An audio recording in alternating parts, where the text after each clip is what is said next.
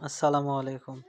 জাতীয় বিশ্ববিদ্যালয় পরীক্ষা নিয়ন্ত্রণ দপ্তর ১২ নভেম্বর ২০২৩ সালে অনার্স দ্বিতীয় বর্ষ পরীক্ষার সময়সূচি প্রকাশ করেছে। সংশ্লিষ্ট সকলকে জানানো যাচ্ছে যে জাতীয় বিশ্ববিদ্যালয়ের অধীনে ২০২৩ সালের অনার্স দ্বিতীয় বর্ষ পরীক্ষা আগামী ২/১/২০২৫ তারিখ থেকে নিম্নলিখিত সময়সূচি অনুযায়ী অনুষ্ঠিত হবে।